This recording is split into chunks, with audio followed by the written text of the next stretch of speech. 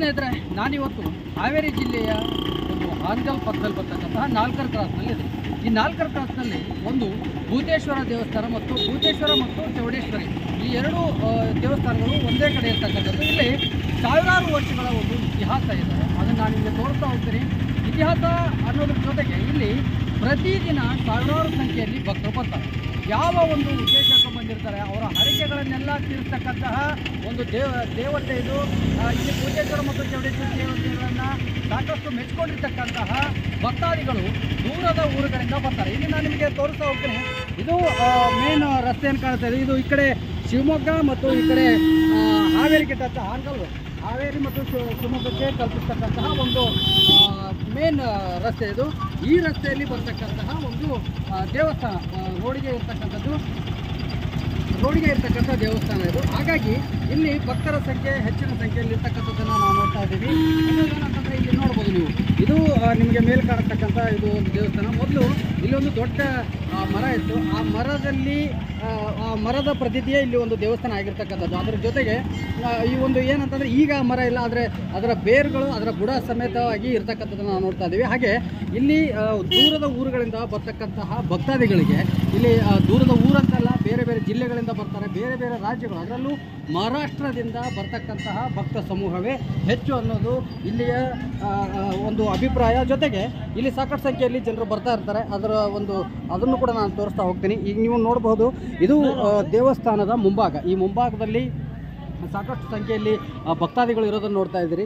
ಅಲ್ಲಿ ನೋಡ್ಬೋದು ನೀವು, ಅಲ್ಲಿ ಕ್ಯೂ ಹಚ್ಚಿ ಜನ ಎಲ್ಲ ಹೋಗ್ತಕ್ಕಂಥದ್ದು. ಅದಂದರೆ ಯಾವ ರೀತಿ ದೊಡ್ಡ ದೊಡ್ಡ ದೇವಸ್ಥಾನಗಳಲ್ಲೆಲ್ಲ ನಾವು ಕ್ಯೂ ಹಚ್ಚಿ ಬಾಳೆ ಸರದಿಯಲ್ಲಿ ನಿಂತ್ಕೊಂಡು ದೇವರ ಒಂದು ದರ್ಶನ ತಗೋತೀವೋ ಅಷ್ಟೊಂದು ಇಲ್ಲಿ ಕ್ಯೂ ಇರುತ್ತೆ ಅಂತಂದರೆ ಅಷ್ಟೊಂದು ಭಕ್ತಾದಿಗಳು ಇಲ್ಲಿ ಬರ್ತಕ್ಕಂಥದ್ದು. ಅದರ ಜೊತೆಗೆ ಇಲ್ಲಿ ಒಂದು ದುಂಡಿ ಎತ್ತೋ ಒಂದು ದೇವರ ಒಂದು ದುಂಡಿ ಎತ್ತುವಂತಹ ಇದು ಇದೆ, ಏನು ಒಂದು ಪ್ರಸಿದ್ಧಿ ಇದೆ. ಆ ಒಂದು ದುಂಡಿಯನ್ನು ಎತ್ತಿದ್ರೆ, ತಮ್ಮ ಹರಕೆಗಳನ್ನು ಕಟ್ಕೊಂಡು ದುಂಡಿಯನ್ನು ಎತ್ತಿದ್ರೆ ಅದು ಒಳ್ಳೆಯದಾಗುತ್ತೆ. ಅಥವಾ ದುಂಡಿ ಎತ್ತುವಂಥ ಸಂದರ್ಭದಲ್ಲಿ ಅವರೊಂದು ಹರಕೆಯನ್ನು ಹೊತ್ಕೊಂಡಿರ್ತಾರೆ. ಆ ಹರಕೆ ತೀರಿದ ನಂತರ, ಅಂದರೆ ಹರಕೆಯ ಸಂದರ್ಭದಲ್ಲಿ ಅವ್ರು ಏನು ಕೇಳಿಕೊಂಡು ದುಂಡಿಯನ್ನು ಎತ್ತಾರೋ ಅದು ಇಲ್ಲಿನ ಒಂದು ಪ್ರಸಿದ್ಧಿ. ಅಂದರೆ ನೀವೀಗ ನೋಡ್ಬೋದು, ನಾನು ನಿಮಗೆ ತೋರಿಸ್ತಾ ಇದ್ದೀನಿ.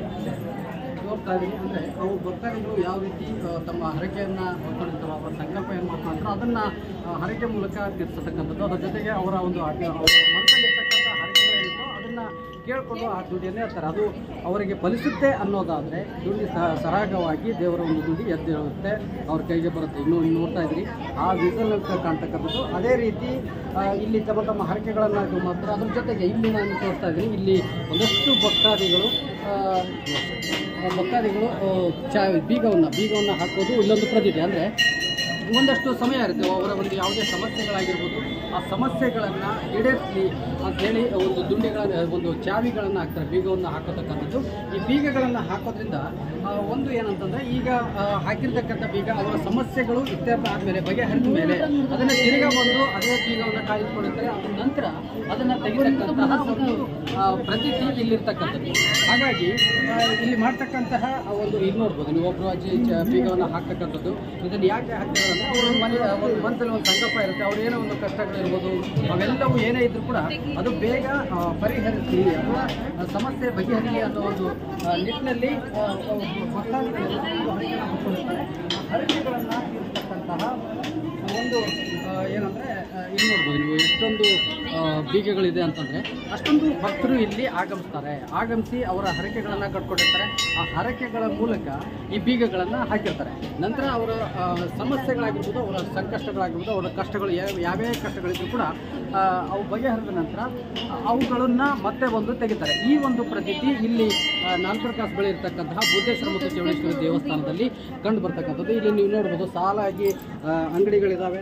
ಈ ಅಂಗಡಿಗಳಲ್ಲಿ ಅವು ಏನೆಲ್ಲ ಈಗ ನೋಡ್ಬೋದು ನೀವು, ಹೂವಿನ ಮಾಲೆಯಿಂದ ಹಿಡಿದು ಹಣ್ಣು ಕಾಯಿ ಎಲ್ಲವೂ ಕೂಡ ಇಲ್ಲಿ ಆರಾಮಾಗಿ ಸಿಗುತ್ತೆ. ಇದನ್ನ ತೆಗೆದುಕೊಂಡು ಭಕ್ತಾದಿಗಳು ಇಲ್ಲಿ ಒಂದು ಅವರ ಭಕ್ತಿಯನ್ನು ಅರ್ಪಿಸ್ತಕ್ಕಂಥದ್ದು. ಅದರ ಜೊತೆಗೆ ಇಲ್ಲಿ ದೂರದ ಊರುಗಳಿಂದ ಆಗಿರ್ಬೋದು, ಅಥವಾ ಬೇರೆ ಬೇರೆ ಜಿಲ್ಲೆ ಆಗಿರ್ಬೋದು, ಬೇರೆ ಬೇರೆ ರಾಜ್ಯಗಳಿಂದ ಆಗಿರ್ಬೋದು ಬಂದಂತಹ ಭಕ್ತಾದಿಗಳಿಗೆ ಉಳಿದುಕೊಳ್ಳೋದಕ್ಕೆ ಆಗಿರ್ಬೋದು ಈ ಎಲ್ಲ ವ್ಯವಸ್ಥೆ ಇರುತ್ತೆ. ಇನ್ನೂ ವಿಶೇಷ ಅಂತಂದರೆ, ಇಲ್ಲಿ ಒಂದು ಹರಕೆಯನ್ನು ಹೊತ್ಕೊಂಡಿರ್ತಕ್ಕಂಥವ್ರು ಏನಂದರೆ ತಾವು ಒಂದು ಕೋಳಿ ಆಗಲಿ ಕುರಿ ಆಗಲಿ ಒಂದು ನಾನ್ ವೆಜ್ ಇದನ್ನು ಬಲಿ ಕೊಟ್ಟು ಆ ಒಂದು ಹರಕೆಯನ್ನು ತೀರಿಸ್ತಕ್ಕಂಥದ್ದು ಇಲ್ಲಿನ ಪ್ರತೀತಿ. ಅಲ್ಲಿ ನೀವು ನೋಡ್ಬೋದು ಅದೊಂದು ಹಾಲ್ ಇದೆ. ಆ ಹಾಲ್ನ ಕೂಡ ಇತ್ತೀಚೆಗೆ ಕಟ್ಟಿರ್ತಕ್ಕಂಥದ್ದು ಅಂದರೆ ಇಲ್ಲಿ ಒಂದು ಹಂತದಲ್ಲಿ ಬೇರೆ ಬೇರೆ ರಾಜ್ಯಗಳಿಂದ ಆಗಿರ್ಬೋದು, ಬೇರೆ ಬೇರೆ ಜಿಲ್ಲೆಯಿಂದ ಬಂದಂಥವರಿಗೆ ಉಳಿದುಕೊಳ್ಳೋಕ್ಕೆ ವ್ಯವಸ್ಥೆ ಆಗಿರ್ಬೋದು, ಅಥವಾ ಅವರಿಗೆ ಒಂದು ದಿನ ಇಲ್ಲಿ ಉಳ್ಕೊಂಡು ಅವರ ಭಕ್ತಿಯನ್ನು ಇಲ್ಲಿ ಅರ್ಪಿಸಿ ಸೇವೆಯನ್ನು ಮಾಡಿ ಹೋಗ್ತಕ್ಕಂಥದ್ದಕ್ಕೆ ಆರಾಮಾಗಿ ಇಲ್ಲಿ ಒಂದು ಹಾಲ್ನ ವ್ಯವಸ್ಥೆ ಆಗಿರ್ಬೋದು, ಅವರು ಉಳ್ಕೊಳ್ಳೋಕ್ಕೆ ವಸತಿ ಗೃಹಗಳಾಗಿರ್ಬೋದು, ಶೌಚಾಲಯ, ಸ್ನಾನಕ್ಕೆ ಉಪಯೋಗಿಸ್ತಕ್ಕಂಥದ್ದು ಎಲ್ಲವೂ ಕೂಡ ವ್ಯವಸ್ಥೆ ನಿಶ್ಚಯವಾಗಿರೋದ್ರಿಂದ ಇಲ್ಲಿ ಭಕ್ತಾದಿಗಳ ಸಂಖ್ಯೆ ಕೂಡ ಹೆಚ್ಚು. ಇನ್ನು ಬೇರೆ ಬೇರೆ ಊರಿಂದ ಬಂದಂಥವರು ಇಲ್ಲಿ ಒಂದು ಹರಕೆಯನ್ನು ಕಟ್ಕೊಂಡಿರ್ತಾರೋ ಈ ಕೋಳಿಯನ್ನು ಇದು ಕೊಡೋದು ಅಥವಾ ಕೋಳಿಗಳನ್ನು ಇದು ಮಾಡಿ ಇಲ್ಲಿ ಅಡುಗೆಯನ್ನು ಮಾಡಿ ಅದರ ಒಂದು ಇದನ್ನು ನೈವೇದ್ಯವನ್ನು ದೇವರಿಗೆ ಅರ್ಪಿಸಿ ತಮ್ಮ ಭಕ್ತಿಯನ್ನು ತೀರಿಸ್ತಕ್ಕಂಥದ್ದು, ತಮ್ಮ ಹರಕೆಯನ್ನು ತೀರಿಸ್ತಕ್ಕಂಥದ್ದು ಇಲ್ಲಿ ಕಂಡುಬರುತ್ತೆ. ಹಾಗಾಗಿ ಬೇರೆ ಬೇರೆ ಕಡೆಯಿಂದ ಬಂದಂಥವರಿಗೆ ಅದು ಇಲ್ಲಿ ಕಷ್ಟ ಆಗಬಾರ್ದು ಅನ್ನೋ ನಿಟ್ಟಿನಲ್ಲಿ ಇದೇ ದೇವಸ್ಥಾನಕ್ಕೆ ಸಂಬಂಧಪಟ್ಟಂತಹ ಮಳಿಗೆಗಳಿದ್ದಾವೆ. ಆ ಮಳಿಗೆಗಳಲ್ಲಿ ಅಲ್ಲಿ ನೋಡ್ಬೋದು, ನಿಮಗೆ ನಾನು ತೋರಿಸ್ತಾ ಇದ್ದೀನಿ, ಕೋಳಿ ಮಾರಾಟ ಮಳಿಗೆ ಅನ್ನೋದೊಂದಿದೆ. ಭೂತೇಶ್ವರ ಮತ್ತು ಚೌಡೇಶ್ವರಿ ದೇವಸ್ಥಾನದ ಕೋಳಿ ಮಾರಾಟ ಮಳಿಗೆ ಅನ್ನೋದೇನಿದೆಯೋ ಆ ಮಾರಾಟ ಮಳಿಗೆ ಇಲ್ಲಿ ಕೂಡ ಭಕ್ತಾದಿಗಳು ಬೇರೆ ಎಲ್ಲೋ ಹೋಗಿ ತಗೋಬರೋದು ಅಥವಾ ಆ ರೀತಿ ಏನು ಸಮಸ್ಯೆ ಆಗೋದಿಲ್ಲ. ಇವತ್ತು ಯಾಕೆ ಬಂದಾಗಿದೆ ಅಂತಂದರೆ, ನೀವು ಇವತ್ತು ನಾವು ಅಮಾವಾಸ್ಯೆ ಇವತ್ತು ಬಂದಿರತಕ್ಕಂಥದ್ದು, ಅಮಾವಾಸ್ಯೆ ಮತ್ತು ಹುಣ್ಣಿಮೆಗಳಲ್ಲಿ ಈ ರೀತಿಯ ಒಂದು ಕೋಳಿ ಅಥವಾ ಕುರಿ ಇದು ಮಾಡ್ತಕ್ಕಂಥದ್ದು ಇಲ್ಲಿ ಬಂದಾಗಿರುತ್ತೆ. ಅದರ ಉಳಿದಂತೆ ಆ ಉಳಿದ ದಿನಗಳಲ್ಲೆಲ್ಲವೂ ಕೂಡ ಇಲ್ಲಿ ಅದನ್ನು ತಮ್ಮ ಭಕ್ತಿ ಇದು ಮಾಡೋದಕ್ಕೆ ಒಂದು ಅವಕಾಶ ಇರುತ್ತೆ. ಹಾಗಾಗಿ ಇಲ್ಲಿನ ಹೆಚ್ಚಿನ ಸಂಖ್ಯೆಯಲ್ಲಿ ಭಕ್ತಾದಿಗಳು ಆಗಮಿಸ್ತಕ್ಕಂಥದ್ದು. ಅದರ ಜೊತೆಗೆ ಇಲ್ಲಿ ಮಳಿಗೆಗಳನ್ನು ನೋಡ್ಬೋದು ಎಷ್ಟು ನೀಟಾಗಿದೆ ಅಂತಂದರೆ, ಮೊದಲೆಲ್ಲ ಒಂದಷ್ಟು ವರ್ಷಗಳ ಹಿಂದೆ ಚಿಕ್ಕ ದೇವಸ್ಥಾನ ಇತ್ತು. ಆ ದೇವಸ್ಥಾನಕ್ಕೆ ಸಾಕಷ್ಟು ಸಂಖ್ಯೆಯಲ್ಲಿ ಭಕ್ತಾದಿಗಳು ಬಂದರೂ ಕೂಡ ವ್ಯವಸ್ಥೆಗಳು ಒಂದು ಸ್ವಲ್ಪ ಇವತ್ತು ನಾವು ಅಮಾವಾಸ್ಯೆ ಇವತ್ತು ಬಂದಿರತಕ್ಕಂಥದ್ದು, ಅಮಾವಾಸ್ಯೆ ಮತ್ತು ಹುಣ್ಣಿಮೆಗಳಲ್ಲಿ ಈ ರೀತಿಯ ಒಂದು ಕೋಳಿ ಅಥವಾ ಕುರಿ ಇದು ಮಾಡ್ತಕ್ಕಂಥದ್ದು ಇಲ್ಲಿ ಬಂದಾಗಿರುತ್ತೆ. ಅದರ ಉಳಿದಂತೆ ಆ ಉಳಿದ ದಿನಗಳಲ್ಲೆಲ್ಲವೂ ಕೂಡ ಇಲ್ಲಿ ಅದನ್ನು ತಮ್ಮ ಭಕ್ತಿ ಇದು ಮಾಡೋದಕ್ಕೆ ಒಂದು ಅವಕಾಶ ಇರುತ್ತೆ. ಹಾಗಾಗಿ ಇಲ್ಲಿನ ಹೆಚ್ಚಿನ ಸಂಖ್ಯೆಯಲ್ಲಿ ಭಕ್ತಾದಿಗಳು ಆಗಮಿಸ್ತಕ್ಕಂಥದ್ದು. ಅದರ ಜೊತೆಗೆ ಇಲ್ಲಿ ಮಳಿಗೆಗಳನ್ನು ನೋಡ್ಬೋದು ಎಷ್ಟು ನೀಟಾಗಿದೆ ಅಂತಂದರೆ, ಮೊದಲೆಲ್ಲ ಒಂದಷ್ಟು ವರ್ಷಗಳ ಹಿಂದೆ ಚಿಕ್ಕ ದೇವಸ್ಥಾನ ಇತ್ತು. ಆ ದೇವಸ್ಥಾನಕ್ಕೆ ಸಾಕಷ್ಟು ಸಂಖ್ಯೆಯಲ್ಲಿ ಭಕ್ತಾದಿಗಳು ಬಂದರೂ ಕೂಡ ವ್ಯವಸ್ಥೆಗಳು ಒಂದು ಸ್ವಲ್ಪ ಆ ಕಡೆ ಈ ಕಡೆ ಆಗ್ತಾಯಿತ್ತು. ಆದರೆ ಈಗ ಇತ್ತೀಚಿನ ದಿನಗಳಲ್ಲಿ ಭಕ್ತಾದಿಗಳೇ ಹೆಚ್ಚಿನ ಸಂಖ್ಯೆಯಲ್ಲಿ ಅವರ ಹರಕೆಗಳು ಈಡೇರಿದ ನಂತರ ಇಲ್ಲಿ ಏನಾಗಿದೆ, ಹರಕೆಗಳು ಈಡೇರಿದ ನಂತರ ಅವರ ಒಂದು ಖುಷಿಗೆ ದೇವಸ್ಥಾನಕ್ಕೆ ಏನೋ ಒಂದು ಉಡುಗೊರೆ ರೂಪದಲ್ಲಿ ಏನು ಕೊಡ್ತಾರೋ ಆ ರೀತಿ ಕೊಟ್ಟಿರ್ತಕ್ಕಂಥ ಉಡುಗೊರೆಯಾಗಿರ್ಬೋದು ಅಥವಾ ಹುಂಡಿಗೆ ಕಾಣಿಕೆಯನ್ನು ಹಾಕಿರ್ತಾರೋ ಆ ಕಾಣಿಕೆಯಿಂದ ಹಾಕಿರ್ತಕ್ಕಂಥ ಹಣ ಆಗಿರ್ಬೋದು, ಬೆಳ್ಳಿ ಬಂಗಾರ ಇವೆಲ್ಲವೂ ಕೂಡ ಬರುತ್ತೆ. ಇದನ್ನು ಇದು ಮಾಡಿಕೊಂಡು ಇದೇ ದೇವಸ್ಥಾನದ ಜೀರ್ಣೋದ್ಧಾರಕ್ಕಾಗಿ ಇಲ್ಲಿ ಕಮಿಟಿ ಮಾಡಿರ್ತಕ್ಕಂಥದ್ದು. ಹಾಗಾಗಿ ಇಲ್ಲಿ ದೇವಸ್ಥಾನ ಇಷ್ಟೊಂದು ದೊಡ್ಡ ಪ್ರಮಾಣದಲ್ಲಿ 1 ಎಕರೆ 16 ಗುಂಟೆಯಲ್ಲಿ ಈ ಒಂದು ವಿಸ್ತೀರ್ಣದಲ್ಲಿ ಇರತಕ್ಕಂಥ ದೇವಸ್ಥಾನ ಇದು. ಬೇರೆ ಬೇರೆ ರಾಜ್ಯದಿಂದ ಬಂದಂಥವ್ರು ಎಲ್ಲರಿಗೂ ವಾಹನ ನಿಲುಗಡೆಗಾಗಿರ್ಬೋದು, ಉಳ್ಕೊಳ್ಳೋ ವ್ಯವಸ್ಥೆಗಾಗಿರ್ಬೋದು ಅಥವಾ ಅವರ ಭಕ್ತಿ ಸೇವೆಯನ್ನು ಸಲ್ಲಿಸೋದಕ್ಕಾಗಿರ್ಬೋದು ಎಲ್ಲವೂ ಕೂಡ ಅನುಕೂಲವಾಗಿರೋದ್ರಿಂದ ಇಲ್ಲಿ ಸಾಕಷ್ಟು ಸಂಖ್ಯೆಯಲ್ಲಿ ಭಕ್ತಾದಿಗಳು ಆಗಮಿಸ್ತಾರೆ. ಇನ್ನು ವಿಶೇಷ ಅಂತಂದರೆ ಇಲ್ಲಿ ಬಂದಂಥವರಿಗೆ ಇತ್ತೀಚೆಗೆ ಈ ಒಂದು ಕಳೆದ ತಿಂಗಳಿನಿಂದ ಅನ್ನ ಸಂತರ್ಪಣೆಯನ್ನು ಕೂಡ ಮಾಡಿರ್ತಕ್ಕಂಥದ್ದು. ಅದನ್ನು ಕೂಡ ನಾನು ನಿಮಗೆ ತೋರಿಸ್ತೇವೆ ವಿಡಿಯೋದಲ್ಲಿ. ಈ ರೀತಿ ಎಲ್ಲ ರೀತಿಯ ಒಂದು ಚೊಕ್ಕಾದ ವ್ಯವಸ್ಥೆ ಇರೋದ್ರಿಂದ ಭಕ್ತಾದಿಗಳ ಸಂಖ್ಯೆ ಕೂಡ ಹೆಚ್ಚಾಗಿದೆ. ಅದರಲ್ಲೂ ಬೇಡಿದ್ದನ್ನು ಕೊಡ್ತಕ್ಕಂತಹ ಬೇಡಿದ ವರವನ್ನು ಕೊಡ್ತಕ್ಕಂತಹ ದೇವರಾಗಿರೋದ್ರಿಂದ ಇಲ್ಲಿ ಸಾಕಷ್ಟು ಸಂಖ್ಯೆಯಲ್ಲಿ ಭಕ್ತಾದಿಗಳು ಆಗಮಿಸ್ತಾರೆ. ಇನ್ನೂ ಹೆಚ್ಚಿನ ವಿಶೇಷತೆಗಳ ಬಗ್ಗೆ ಅವರು ಈ ಒಂದು ಕಮಿಟಿಯ ಅಧ್ಯಕ್ಷರು ಮಾತಾಡೋದನ್ನು ಕೂಡ ನಾನು ನಿಮಗೆ ತೋರಿಸ್ತಾ ಹೋಗ್ತೀನಿ.